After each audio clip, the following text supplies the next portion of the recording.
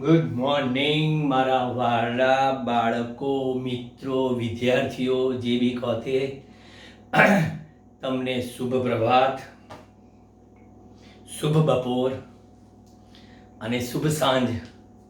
ત્રણ વસ્તુ કહી દીધી. એટલે તમે મેં પહેલાંય કહી દીધેલું કે જ્યારે વિડીયો જુઓ છો એને લાગતે વળગતો શુભ એડજસ્ટ કરવાનું. Good morning, good afternoon and good evening. બરાબર. ચાલો આપણે થર્ડ ચેપ્ટરમાં એટલે કે સુરેખ પથ પરની ગતિમાં જોઈ ગયા સરેરાશ વેગ, તાક્ષણિક વેગ, પછી સરેરાશ પ્રવેગ, તાક્ષણિક પ્રવેગ. હવે ઘણા પ્રશ્ન પૂછે કે સાહેબ સરેરાશ લઈએ પછી તાક્ષણિકની જરૂર કેમ? બરાબર છે, સહજ ભાવે પ્રશ્ન થાય. જ્યારે આપેલ રાશિ પછી ચાહે વેગ હોય, ચાહે પ્રવેગ હોય, ચાહે ગમે તે ભૌતિક રાશિ હોય, જ્યારે પ્રત્યેક સમયે કે પ્રત્યેક ક્ષણે જ્યારે આપેલ રાશિની કિંમત જુદી જુદી જુદી જુદી જુદી જુદી એટલે કે બદલાતી હોય ત્યારે એવા સંજોગોમાં આપણે સરેરાશે લઈએ છીએ અને જે તે સમયે વિચારીએ તો એનું આપણે તાક્ષણિક પણ લઈએ છીએ. પણ જો મારી રાશિઓ દરેક ક્ષણે અચળ જ રહેતી હોય, સમજો બરાબર, દરેક ક્ષણે અચળ જ રહેતી હોય તો પછી એવા સંજોગોમાં સરેરાશ અને તાક્ષણિકનું મૂલ્ય એક સમાન જ મળે એવું પણ તમે લાસ્ટ લેક્ચરમાં જોઈ ગયા. બરાબર. હવે આજે આપણે જોઈશું અચળ પ્રવેગી ગતિના સમીકરણો.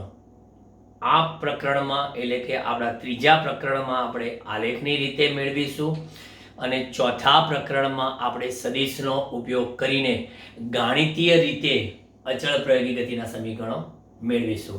નો ડાઉટ બંને સમીકરણો એક સરખા જ છે. ફરક એટલો છે કે આ ચેપ્ટરમાં એ સમીકરણનું અદિશ સ્વરૂપની જ વાતો છે, જ્યારે પછીના પ્રકરણમાં એ સમીકરણના સદિશ સ્વરૂપની વાતો છે. બરાબર. જોઈએ આપણે અચળ પ્રવેગી ગતિના સમીકરણો. હવે અચળ પ્રવેગી ગતિના સમીકરણોની વાત કરવી છે તો પ્રવેગ કેવો કીધો તમે? અચળ. સમજો હવે પ્રવેગ અચળ તો સરેરાશ પ્રવેગ અને તાક્ષણિક પ્રવેગ કેવા મળશે? સમાન. જો આપેલ રાશિ અચળ હોય તો એનું સરેરાશ અને તાક્ષણિક એક સમાન મળે. એ દિમાગમાં અથોડાની જેમ ઢેંગ ઢેંગ ઢેંગ ફિટ કરી દેજો. બરાબર. ચલો હવે આપણો ક્વેશ્ચન છે અચળ પ્રવેગી ગતિના સમીકરણો. અચળ પ્રવેગી ગતિના સમીકરણો. હવે આ સમીકરણોને સમજવા માટે આપણે આલેખનો ઉપયોગ કરીએ છીએ.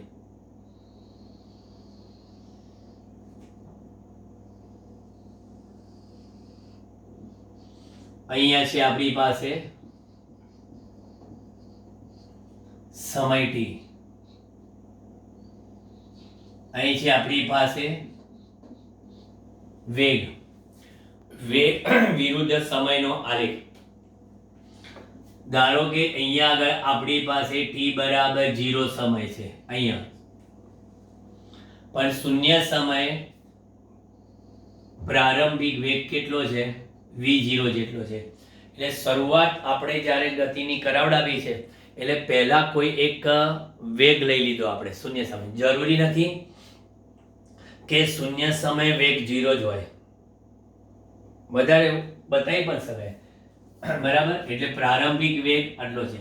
ઘણી વખત આપણે વિરુદ્ધ દિશામાંનો વેગ વિચારીએ તો પણ વિચારીએ કે પ્રારંભિક વેગ ગમે તે લઈ શકાય, ત્યાર પછી ગતિ કરીને એ અહીંથી આમ જશે એટલે વેગમાં નિયમિત વધારો એટલે પ્રવેગ અચળ. એટલે અહીંયા આગળ આ વેગ v થયો, પણ એ જ્યારે વેગ v થયો ત્યારે સમય કેટલો થયો? તો કે ત્યારે સમય આપણે વિચારીએ સાહેબ,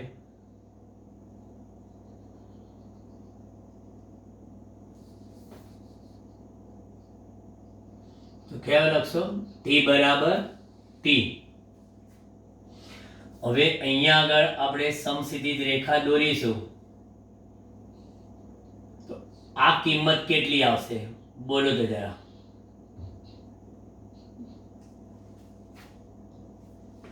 અને આ કિંમત કેટલી આવશે એ બોલો જરા. આ કિંમત અહીંયા આગળ 0 થી v0 એટલે આ કિંમત v0 આવી. આ કિંમત કેટલી આવી? તો કે v - v0 આવી.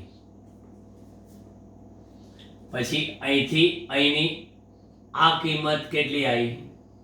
તો કે t જેટલી. બરાબર. હવે અમે જેટલા ત્રિકોણ ચોરસ બનાવ્યા ને એના નામ આપી દઈએ. આ O, A, B, C, D. બરાબર, નામકરણ આપ્યું. કારણ કે આપણે આલેખની રીતે સમજવાનો છે અચળ પ્રયોગી ગતિના સમીકરણો with the help of the graph. બરાબર. ચલો, સૌથી પહેલા આપણે અહીંયા આગળ કહીએ, ધારો કે કોઈ પદાર્થ કે કણ t બરાબર 0 સમય v0 જેટલા પ્રારંભિક વેગથી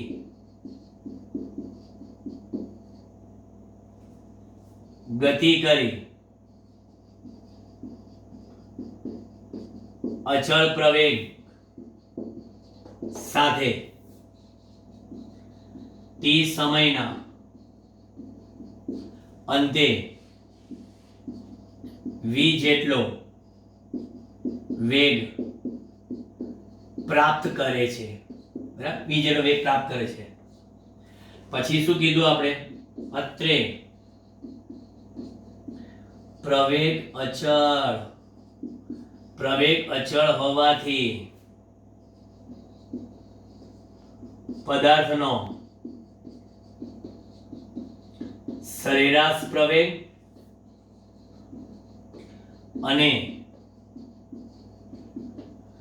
તાક્ષણિક પ્રવેગ સમાન થશે. બરાબર. તો અહીંયા આગળ આપણે લખીએ છીએ, આલેખ પરથી ચર્ચા ચાલે છે એટલે આલેખ પરથી પદાર્થનો સરેરાશ પ્રવેગ એ બરાબર શું આવશે? એડી સુરેખાનો ઢાળ. જે એડી સુરેખા છે v0 થી તમે v જેટલો વેગ પ્રાપ્ત કર્યો, એડી સુરેખાનો ઢાળ. હવે એડી સુરેખાનો ઢાળ એટલે એના y યામનો તફાવત એટલે કેટલો લખો તમે? db છેદમાં x યામનો તફાવત એટલે કેટલો લખો? ab. y યામનો તફાવત છેદમાં x યામનો તફાવત એટલે આલેખનો ઢાળ. એ દિમાગમાં ફિટ બેસાડી રાખજો. બરાબર. કોઈ કે સાહેબ તમે સરેરાશ પ્રવેગ લખો છો ને, અહીંયા એ લખ્યું કારણ કે મને ખબર છે કે સરેરાશ પ્રવેગ બરાબર તાક્ષણિક પ્રવેગ જ થાય, કારણ કે તે અચળ પ્રવેગી ગતિ કરે છે. તો આલેખ પરથી a બરાબર db ની કિંમત કેટલી આપણે ઓલરેડી લખી દીધી છે, v - v0. અને ab ની કિંમત કેટલી? તો કહે છે કે t. તો v - v0 / t એટલે આને કહીએ સમીકરણ નંબર 1. બીજું આપણે એવું લખી શકીએ અહીંયા આગળ કે v - v0 બરાબર કેટલા? 80. આ પણ એક સમીકરણ જ છે. અને v બરાબર કેટલા v0 વત્તા at. ચલો અચળ પ્રવેગી ગતિનું એક સમીકરણ તૈયાર થઈ ગયું. સમજવા જેવો પ્રશ્ન અને સમજવા જેવો સમીકરણ. દાખલામાં ખાસ ધ્યાન રાખવાનું, જો પદાર્થ સ્થિર સ્થિતિમાંથી ગતિ શરૂ કરે તો v0 બરાબર 0 લેવાના, બરાબર.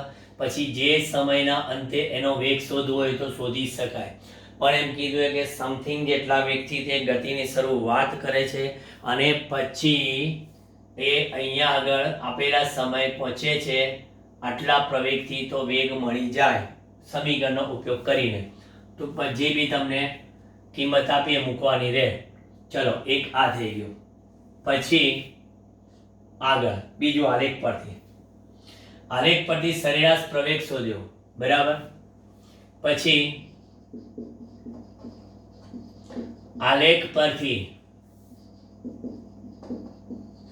t સમયમાં પદાર્થનું થતું સ્થાનાંતર x બરાબર શું? આલેખ પરથી t સમયમાં પદાર્થનું સ્થાનાંતર x બરાબર v વર્સિસ t ના આલેખ v વર્સિસ t ના આલેખ નીચેનું ક્ષેત્રફળ. મેં તમને શીખવાડ્યું હતું કે આલેખ નીચેનું ક્ષેત્રફળ એટલે આલેખના વાયામ અને એક્સામના ગુણાકારથી મળતી રાશિ. વેગ અને સમયના ગુણાકારથી મળતી રાશિ કઈ? તો કે વેગ અને સમયના ગુણાકારથી મળતી રાશિ v ગુણ્યા t એટલે કે સ્થાનાંતર આપે. વેગ ગુણ્યા સમય એટલે સ્થાનાંતર. ઓકે, તો પછી અહીંયા આગળ સ્થાનાંતર x બરાબર v વર્સિસ t ના આલેખ નીચેનું ક્ષેત્રફળ એટલે ત્રિકોણ ABC નું ક્ષેત્રફળ, ત્રિકોણ ABC નું ક્ષેત્રફળ વત્તા ચતુષ્કોણ OABC નું ક્ષેત્રફળ. પછી આપણે પદો આપણી રીતે ગોઠવી દઈશું. અત્યારે પહેલા ત્રિકોણ ABC નું ક્ષેત્રફળ લખીએ. 1/2 પાયો એટલે કેટલા? AB. ત્રિકોણનું ક્ષેત્રફળ 1/2 પાયો એટલે કે AB ગુણ્યા વેધ એટલે કેટલા? BD વત્તા ચતુષ્કોણ કોઈ બી લખી શકો તમે. ચતુષ્કોણમાં BC ગુણ્યા AB અથવા AB ગુણ્યા BC 1/2 AB એટલે કેટલા? T અને BD કેટલા? વત્તા BC કેટલા? અને AB કેટલા? ચલો આ પદ હું પહેલા લખી લઉં. એ પદ એટલે V0 into T વત્તા 1/2 V minus V0 બરાબર શું લખું? AT. V minus V0 બરાબર AT અને ઇન્ટુ પાછળ શું લખવા? T. કારણ કે V minus V0 બરાબર AT. તો સમીકરણ બન્યું આપણું નવું V0T વત્તા 1/2 AT સ્ક્વેર. ચલો અચળ પ્રવેગી ગતિનું આ બીજું સમીકરણ તૈયાર થઈ ગયું. એટલે આમ તો આપણે ઇક્વેશન પ્રમાણે ચોથો નંબર આવે છે. એટલે ચોથું ઇક્વેશન તૈયાર થઈ ગયું. હવે આપણને ખબર છે કે સરેરાશ વેગ બે રીતે શોધાય. સમજજો, સરેરાશ વેગ આપણે લખતા હતા કે સ્થાનાંતર ભાગ્યા તે સ્થાનાંતર માટે લાગતો સમયનો ગાળો, બરાબર. તો પછી બીજી રીતે આપણે કીધેલું કે અવલોકનનો સરવાળો ભાગ્યા અવલોકનની સંખ્યા. તમે V0 થી અહીંયા આગળ V સુધી પહોંચ્યા, V0 થી V સુધી પહોંચ્યા તો પછી સરેરાશ વેગ કેવી રીતે લખીએ ખબર છે?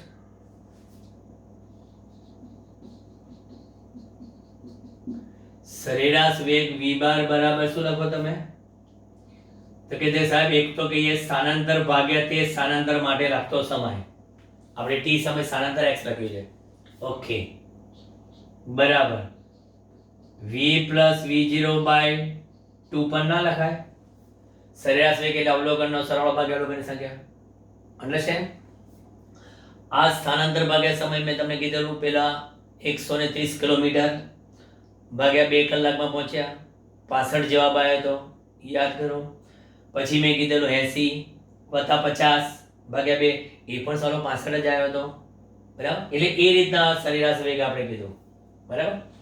ચાલો તો પછી અહીંયા આગળ આપણે લખીએ કે x by t બરાબર x by t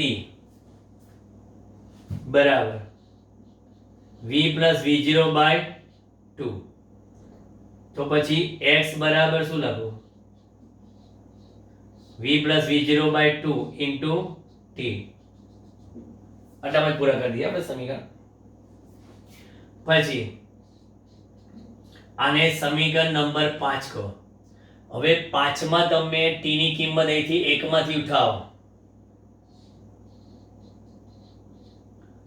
v plus v0 by 2 એ તો લખ્યું. હવે t ની કિંમત અહીંથી t ને સૂત્ર કરતા બનાવો. અહીંથી t ને સૂત્ર કરતા બનાવો. t અહીંયા લઈ જાઓ એટલે તમે લખશો શું? v minus v0 by a. એટલે તમારી પાસે અહીંયા ઇક્વેશન મળશે કયું? x બરાબર v plus v0 v minus v0 a plus b a minus b a square minus b square એટલે v plus v0 v minus v0 v square minus v0 square upon 2a. So finally we get the equation 2ax બરાબર લો. આ એક અતિને હદ IMP question થઈ ગયો.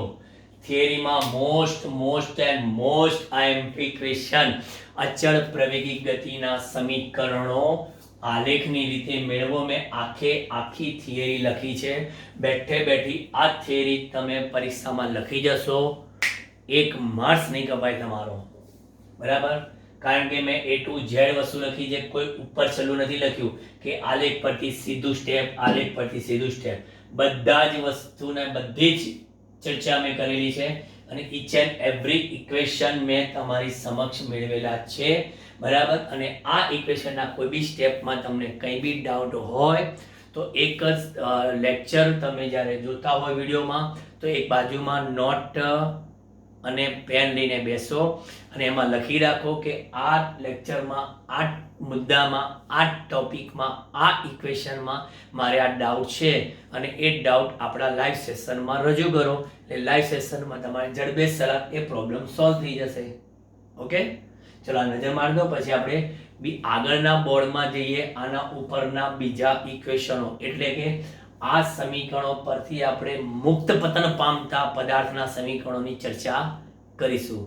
Free falling particle. Okay જોઈ લો.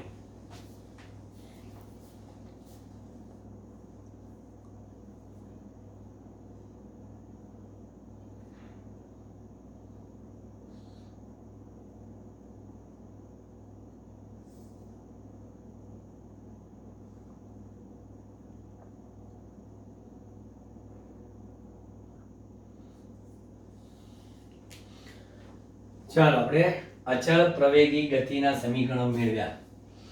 હવે એમાં આપણે t સમયે t બરાબર 0 સમયે વેગ v0 લીધેલો.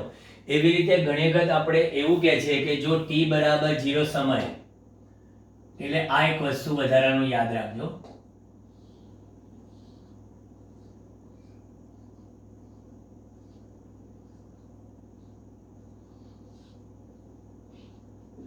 t બરાબર 0 સમયે પદાર્થ નંબર 1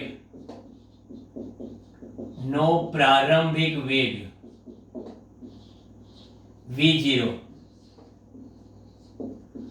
અને આપણે આ નથી વાત કરી પ્રારંભિક સ્થાન x0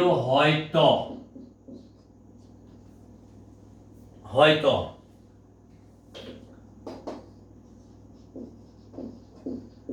અચળ પ્રવેગી ગતિના સમીકરણો નીચે મુજબ પણ લખી શકાય. ભલે આપણે લાયા હતા એ તો છે જ, બરાબર. તો અચળ પ્રવેગી ગતિના સમીકરણો નીચે મુજબ લખી શકાય.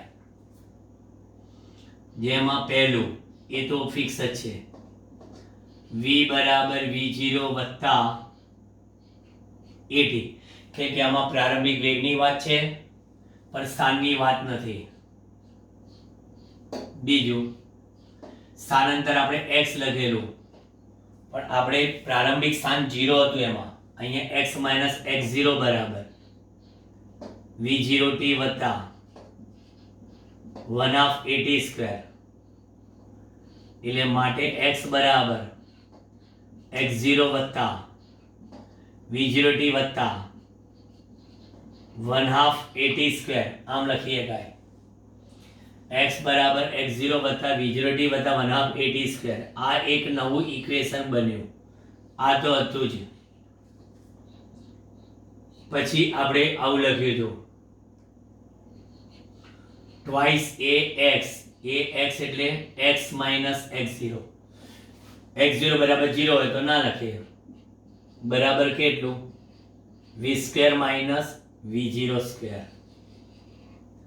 બરાબર. એટલે આ વસ્તુ જરા યાદ રાખો, ના કોલમમાં આપણે મૂકી દઈએ છીએ. ઓકે, હવે એક બીજો ક્વેશ્ચન જોઈએ. આપણે જે સ્થાન બતાવ્યું આ x x0, એટલે આપણે એને d કહીએ, બરાબર. x x0. તો આપણો ક્વેશ્ચન છે v0 જેટલા પ્રારંભિક વેગથી અને a જેટલા અચળ પ્રવેગથી ગતિ કરતા પદાર્થ માટે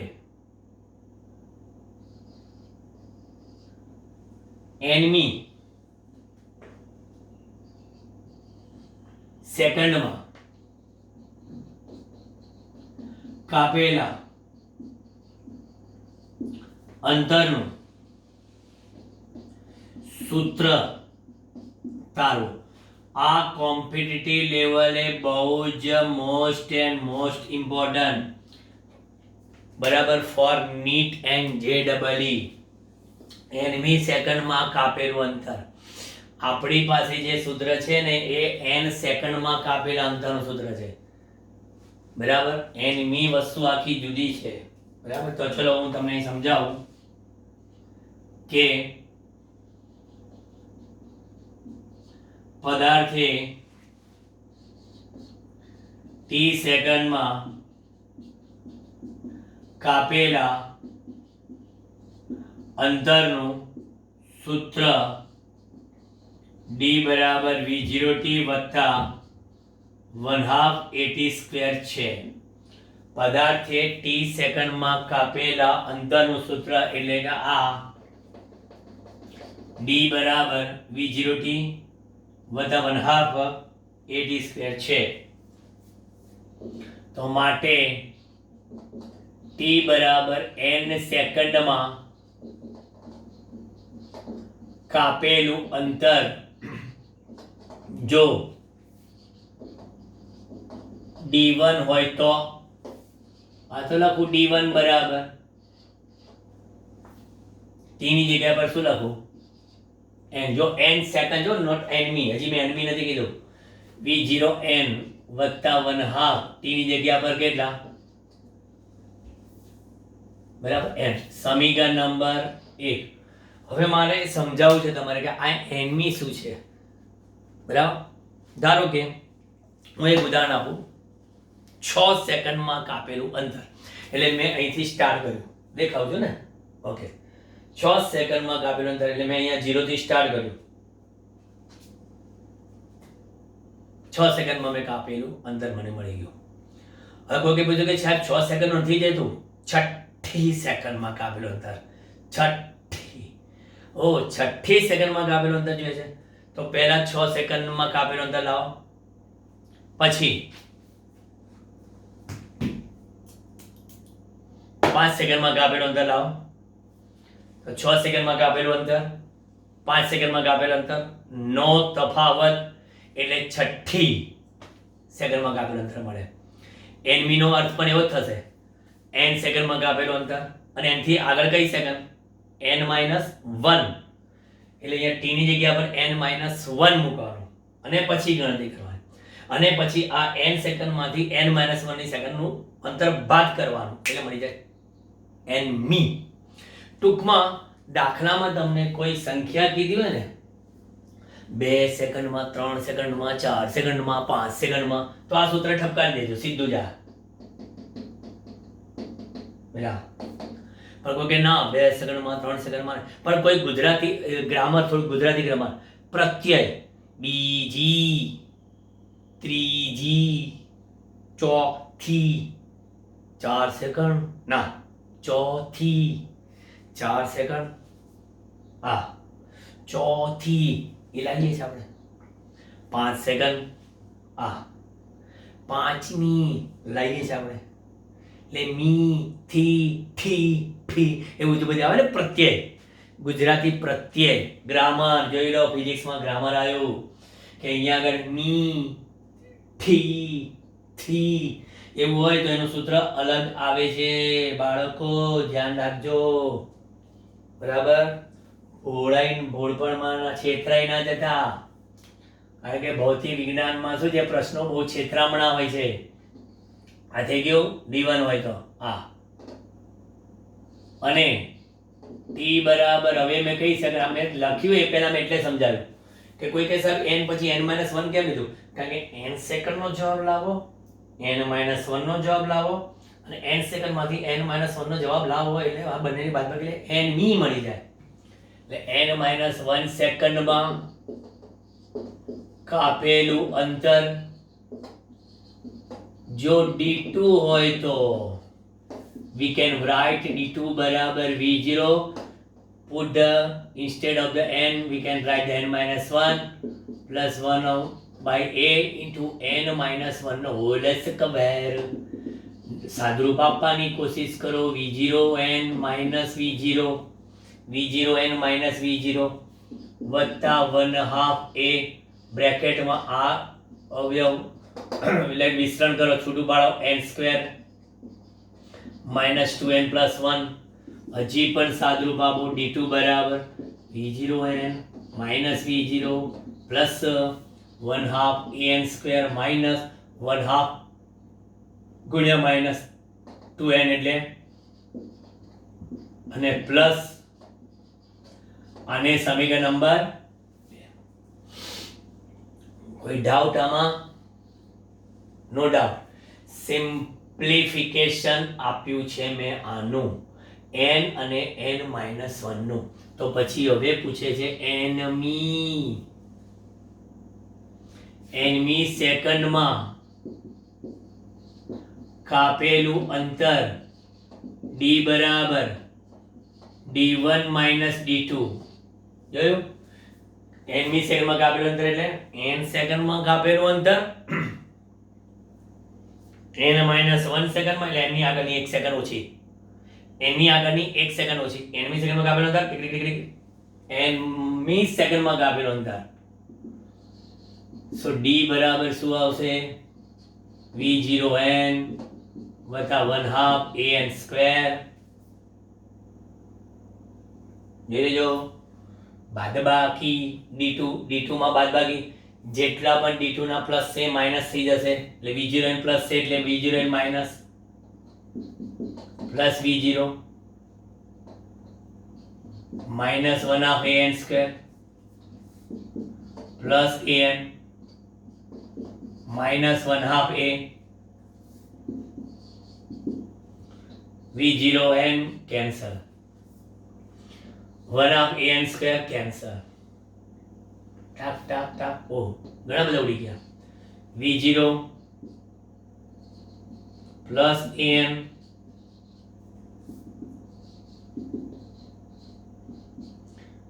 એ કોમન, હજી લસા ગુસા,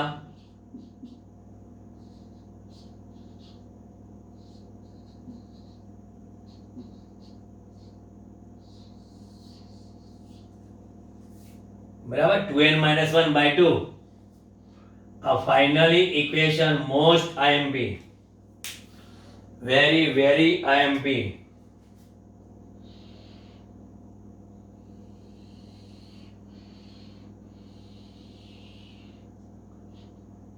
ફોટો ફ્રેમ બની દીધી એની. બરાબર. તમને જ્યારે એનમી સેકન્ડમાં કહે ને તો તમારે ખાલી અહીંયા એન મૂકીને આપેલું બીજી. હવે તમને બીજી કહે ને તો બીજી માં અહીં કરવાની જરૂર નહીં, સીધી બીજી ના પગડો અહીં મૂકી દેવાનો, ત્રીજી નો તગડો, ચોથી નો ચોગડો, પાંચમી નો પાંચડો, 10મી નો દસડો, બરાબર અહીં મૂકી દેવાના, પ્રવેગ મૂકી દેવાના, બીજનો મૂકી દેવાના. એટલે 6 સેકન્ડમાં કે તો આ લેવો અને છઠ્ઠી કે તો અહીંયા n બરાબર આવો. બરાબર.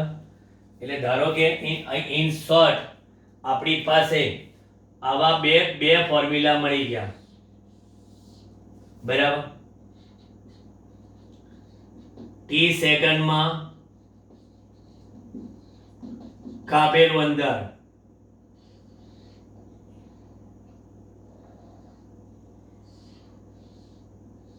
યાદ રાખો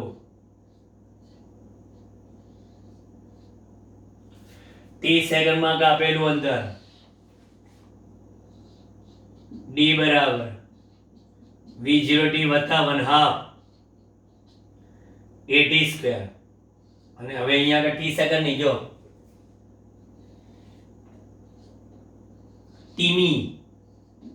ટીમી સેકન્ડમાં કાપેલું અંતર d બરાબર v0 plus a/2 into 2t -1. આ થઈ ગયું. બોક્સ મૂકી દો ફરી પાછું, એટલે તમને એવું n વાળું કન્ફ્યુઝન ના રહે. બસ જોઈ લો બે ઇક્વેશન. આ પર્ટિક્યુલર તમને જે મેં લખાયું એ t સેકન્ડ નું થયું અને આ લખાયું એ tમી સેકન્ડમાં. બરાબર. ક્લિયર. બરાબર. હવે જોજો મુક્ત પતનના સમીકરણો મોસ્ટ ઇમ્પોર્ટન્ટ. હવે આના પરથી હું મુક્ત પતનના સમીકરણો લઈશ. આ બધા શું છે? સુરેખ પથ પર ગતિ કરતા અચળ પ્રવેગી ગતિના સમીકરણો મેં લખ્યા અને આ ગતિની nમી સેકન્ડમાં કાપેલા અંતર મેં તમને સૂત્ર આપ્યું. બરાબર. અને ખાસ યાદ રાખજો કે t સેકન્ડનું જુદું અને tમી સેકન્ડનું જુદું. છેલ્લે ફાઇનલી મેં બતાવી દીધું છે. નજર મારી દો. બરાબર. થોડું 5-1 સેકન્ડ માટે બોર્ડ રાખીશ અને સ્ક્રીનશોટ લઈ લો. બરાબર. અને પછી જે છે મુક્ત પતનના સમીકરણ તરફ.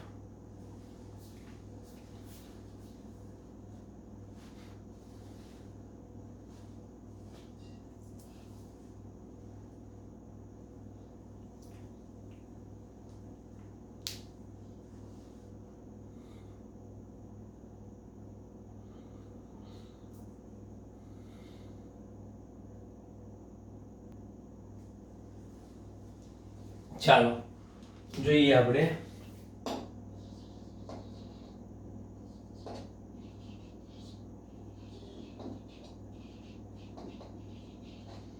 મુક્ત પતન એટલે શું? પદાર્થ ફ્રી ફોલિંગ ક્યારે કહેવાય? બરાબર. કોઈ પણ પ્રકારના બાહ્ય અવરોધક બળની ગેરહાજરીમાં એવું કહેવાય છે કે પૃથ્વીના ગુરુત્વાકર્ષણની અસર હેઠળ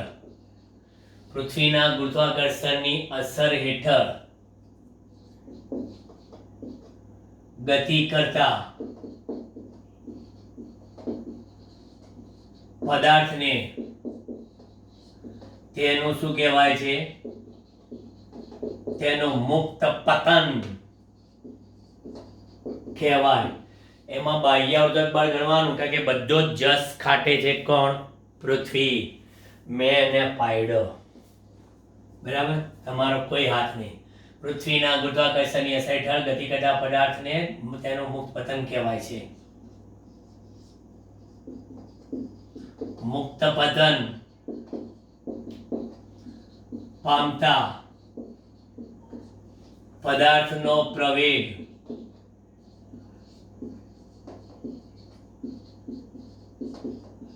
ગુરુત્વ પ્રવેગ જેટલો અને ઋણ લેવામાં આવે છે. મુક્ત પતન પામતા પદાર્થનો પ્રવેગ ગુરુત્વ પ્રવેગ જેટલો, એટલે ગુરુત્વ પ્રવેગ એટલે કેટલો? g. અને આપણે આ પતન ક્યાંથી કરાવવાની ખબર તમને? પૃથ્વીની ત્રિજ્યા કરતા ઓછી હોય એટલી ઊંચાઈ, પૃથ્વીની ત્રિજ્યા કરતા વધુ ઊંચાઈથી પદાર્થને મુક્ત પતન નથી કરાવવાનું, બરાબર? પૃથ્વીની ત્રિજ્યા કરતા ઓછી જે ઊંચાઈએ પદાર્થને પતન કરાવવાનો છે. હજી તમને પતનમાં તો બધા બહુ મુદ્દા આપીશ, બરાબર? અને તે ઋણ લેવામાં આવે છે. અને તમે જો કોઈ પદાર્થ પૃથ્વીની સપાટી પર સ્થિર હોય અને પતન કરાવીએ તો એને એ જગ્યાને ઉગમ બિંદુ કરીએ અને એનો પ્રારંભિક વેગ 0 લઈએ. એટલે હું તમને વિશિષ્ટ કિસ્સામાં પતનના સમીકરણો લખાઈશ અલગ અલગ, તમે બરાબર સમજજો.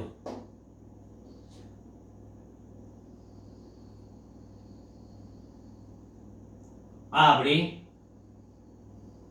યામાક્ષ પદ્ધતિ.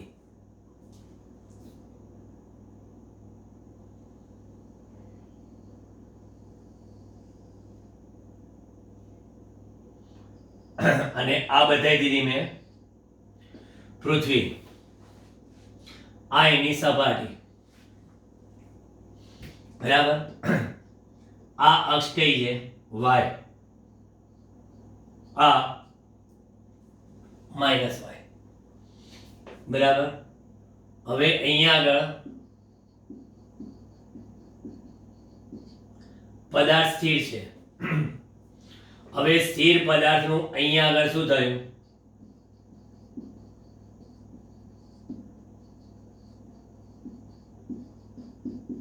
મુક્ત પતન. તો જ્યારે સ્થિર પદાર્થનું મુક્ત પતન હોય તો એનો પ્રારંભિક વેગ કેટલો? 0, કે સ્થિર પદાર્થ છે, પૃથ્વીની સપાટી પરથી પતન કરે. ઓકે, પ્રવેગ એ કેટલો? અંતિમ વેગ કેટલો? -v. એનું સ્થાનાંતર d કેટલું? -y. બધું નીચે જ જાય છે, -y. હવે આ બધી વસ્તુ ગતિના સમીકરણમાં મૂકવાની. જો તમે પૃથ્વીની સપાટી પરથી પદાર્થને પાડો છો ત્યારે એવા સંજોગોમાં v0 બરાબર 0, a બરાબર -c, v બરાબર -v, d બરાબર. તો પછી અહીંયા આગળ ગતિના સમીકરણો કયા?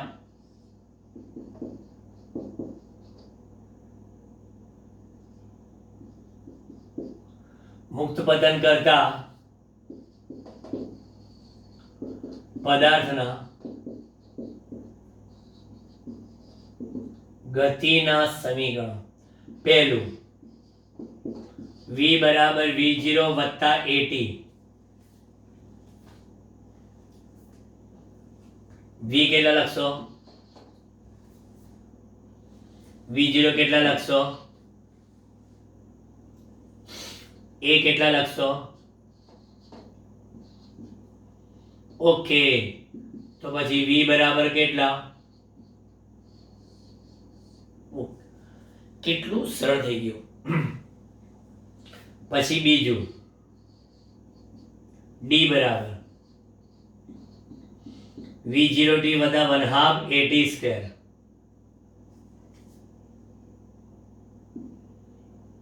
d બરાબર કેટલા? -y 0 -1/2 y બરાબર કેટલા? ઓકે, y બરાબર 1/2 gt સ્ક્વેર. ત્રીજામાં ટ્વાઇસ AD બરાબર v square minus v0 square. Twice a કેટલા? d કેટલા? v માઇનસ v અને એનો સ્ક્વેર એટલે v સ્ક્વેર.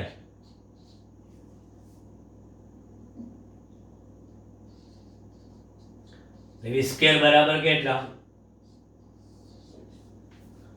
લો થઈ ગયા મુક્ત બદન પામતા પદાર્થના સમીકરણો. હવે આ પદાર્થને ઉપર ફેંકીએ તોય સમીકરણોમાં ફેર પડે હો. ઘણી વખત આપણે નહીં કહેતા કે મેં પૃથ્વીની સપાટી પરથી પદાર્થ યાર ઉપર ફેંક્યો પદાર્થને, બરાબર? તો પૃથ્વીની સપાટી પરથી ઉપર ફેંકીએ તો પદાર્થ શું ઉપર ને ઉપર જતો જ જાય?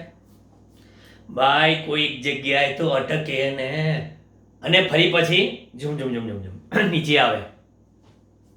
એવા પણ કિસ્સા આવશે આમાં. બીજું કે ઘણી વખત પદાર્થ સ્થિર જ નથી હોતો. હું એક પેલું ઉડતું બલૂન હોય અને બલૂનમાં ઉપર ચડતું હોય અને પછી મારા હાથમાં એક સિક્કો હોય કે કાં તો પછી કુરકુરે ખાધા હોય એનો કાગળ હોય તો પછી એનો ડૂચો વાળીને આપણને ખબર છે હળીઓ કરવાનો પતન કર્યું તો ઓલરેડી પ્રારંભિક વેગ હોય ત્યારે v0 બરાબર 0 ના હોય. પણ એ બધી ચર્ચા હું તમને લાઈવ લેક્ચરમાં કરાવીશ, બરાબર? એટલે લાઈવ લેક્ચરમાં તમારે એ વધારાનું વર્ક મળશે. એટલે આ યુટ્યુબ લેક્ચર્સ કરતાં વધારે થોડું હટકે તમને મળે છે કયું? લાઈવ સેશન, બરાબર? કારણ કે બધું જ યુટ્યુબમાં આપીએ તો વિડીયોની સાઇઝ બહુ વધી જાય છે. એટલે તમે મારા વિદ્યાર્થીઓ છો, બરાબર? એટલા માટે તમને લાઈવ સેશનમાં થોડુંક વધારે આપવા માટે એ રાખી મૂક્યું છે. નહીં તો તમને શું થાય કે ઓહો આટલું બધું ગુજરાત બોર્ડમાં NCERT-માં આવે છે. ના ના, થોડુંક વધારે આવશે જુદું એ લાઈવ સેશનમાં. હવે આના આલેખોની જો વાત કરીએ ને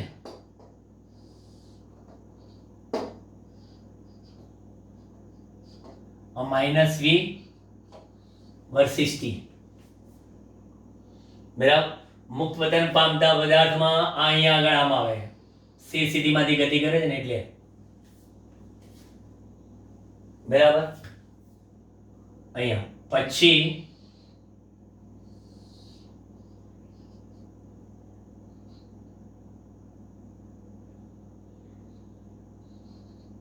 -v સમય સાથે વેગમાં, એટલે આનો ઢાળ શું આવે? અચળ પ્રવેગ.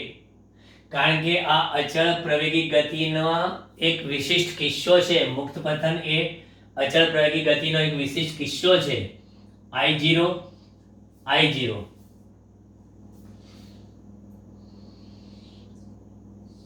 અને છેલ્લો આલેખ શેના વર્સિસ શેનો?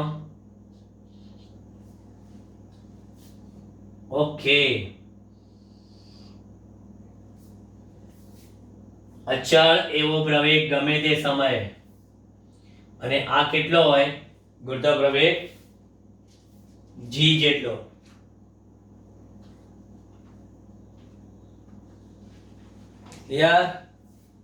બરાબર? એટલે આની કિંમત તમને મળશે કેટલી? -9.8 મીટર પ્રતિ સેકન્ડ સ્ક્વેર મુક્ત પતન પામતા પદાર્થ માટે. લો, સારામાં સારું કામ થઈ ગયું. આ મુક્ત પતન એટલે શું? બરાબર? ઉર્ધ્વ દિશામાં ફેંકવા વાળું તમને હું હમણાં બતાવી દઉં, બરાબર? ખાલી આ આલેખ જે છે હું ભૂસી નાખીશ પછી, બાકી આ બોર્ડ આજે રાખીશું. તમે પહેલા આનો સ્ક્રીનશોટ લઈ લો, હું હટી જાઉં એટલે.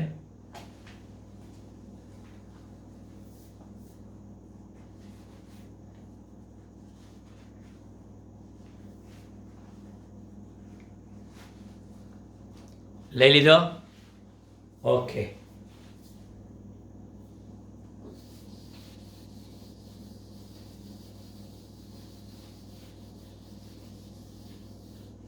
કારણ કે ઉર્ધ્વ ગતિનો કિસ્સો તમને બતાવી દો.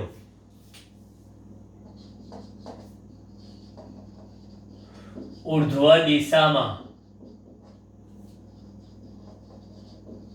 પૃથ્વીની સપાટી પરથી ફેંકવામાં આવતા પદાર્થ માટે ગતિના સમીકરણ.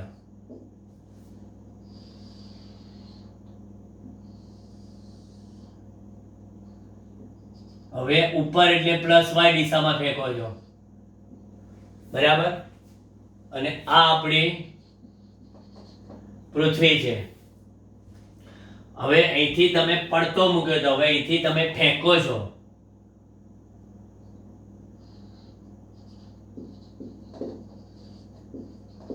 પદાર્થને ફેંકતા, પદાર્થને ફેંકવામાં આવે ઉપર તરફ, બરાબર? તો ઉપર તરફ ફેંકો તમે તો પછી એવા સંજોગોમાં એનો પ્રારંભિક વેગ v0 બરાબર કેવો? Plus v0. એટલે કે પ્રારંભિક વેગથી ફેંક્યો પછી એનું સ્થાનાંતર d બરાબર કેટલું? Plus y. પ્રવેગ તો ઓલવેઝ માઇનસ જ g હોય, કારણ કે ગુરુત્વ પ્રવેગ ઓલવેઝ અધો દિશામાં જ હોય, એટલે એ બરાબર માઇનસ g. એટલે જો v0 બરાબર પ્લસ v0 થયું, a બરાબર માઇનસ g થયું, v બરાબર g લખવાનું બાકી છે, d બરાબર પ્લસ y થયું. પછી અહીંયા આગળ આપણે લખીએ v બરાબર પ્લસ v, પણ y મેક્સિમમ થાય ને તો v બરાબર 0 થાય. જ્યારે ઊંચાઈ મહત્તમ થઈ જાય ને ત્યારે એનો અંતિમ વેગ 0 થઈ જાય, બરાબર? અને એ અંતિમ વેગ 0 થઈ જાય ત્યારે એ વખતનો સમય જુદો થાય. ચલો હવે અહીંયા આગળ આની જેમ પહેલું સમીકરણ v બરાબર v0 વત્તા at બરાબર દિમાગ દોડાવવો પડશે ને આમાં તો. v બરાબર v0 વત્તા at, અંતિમ વેગ કેટલો લખો છો? Plus v. પ્રારંભિક વેગ plus v0, a minus gt થયું. પછી મહત્તમ ઊંચાઈએ અંતિમ વેગ કેવો છે? 0. પદાર્થને ફેંકે એટલે અમુક ઊંચાઈ પછી એ કેવો થઈ જાય? સ્થિર થઈ જાય, પછી નીચે આવે. એટલે મહત્તમ ઊંચાઈ v બરાબર 0, બરાબર? તો માટે તે માટે લાગતો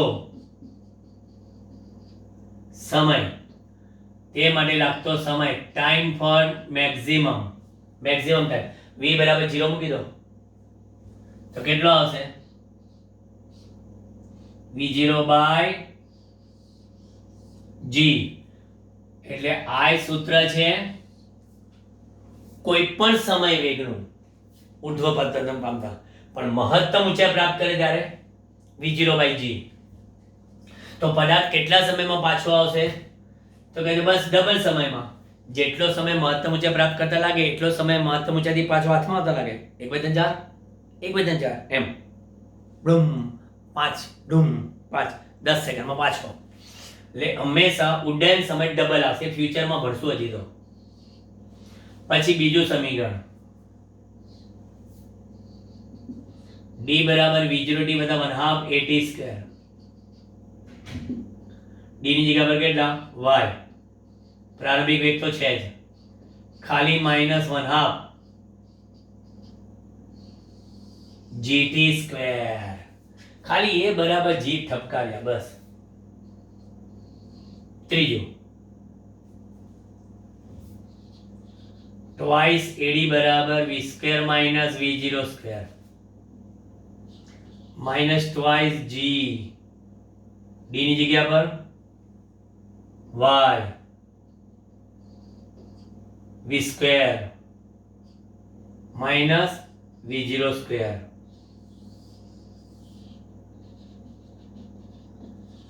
મહત્તમ ઊંચાઈએ y બરાબર h મેક્સિમમ અને અંતિમ વેગ 0. મહત્તમ ઊંચાઈએ y એ મેક્સિમમ ઊંચાઈ અને અંતિમ વેગ 0 એટલે માઈનસ કેટલા લખશો 2ghm બરાબર 0 માઈનસ v0 સ્ક્વેર. તો કેટલી આવી મહત્તમ ઊંચાઈ?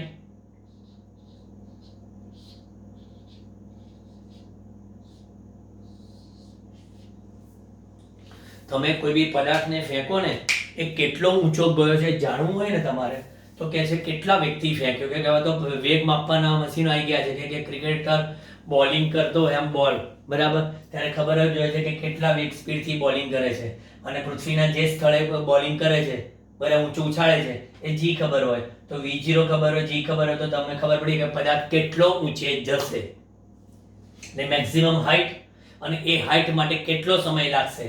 તો ખાલી આ બેનો ભાગાકાર કરો તો તમને સમય મળી જશે. ઘડિયાળમાં ઓપ્શન ઉપર જોજો પરફેક્ટ. કાં તો તમારે ઉપરનું ના જોવું અને હાથમાં કેટલા સમયમાં પાછો આવે તો આનું ડબલ કરી નાખો. કેટલું સરળ. આટલું સરળ તો પહેલા કદીએ નહોતું પણ હજી આટલેથી ચર્ચા મારી પતતી નથી. આ તો માત્ર ને માત્ર તમે સ્થિર નિર્દેશ ફ્રેમમાં ઊભા છો અને ફેંકો છો, ઊભા છો અને પાડો છો એની વાત છે. પણ ગતિમાન નિર્દેશ ફ્રેમમાં હો અને ફેંકવાની ને પાડવાની વાત આવે તો એ તો આપણા લાઈવ સેશનમાં જ ભણીશું. ઓકે, ચલો આ લેક્ચર આજે આપણે પૂરું જાહેર કરીએ છીએ. હવે એક જ ટોપિક રહ્યો આ ચેપ્ટરની થિયરી બતાવવાનો, કારણ કે જેટલી થિયરી પરફેક્ટ હશે એટલા દાખલા તમને આવડશે. બાકી દાખલા તમને કોન્સેપ્ટ નહીં આવડે તો બિલકુલ નહીં આવડે. Okay, bye bye, C you.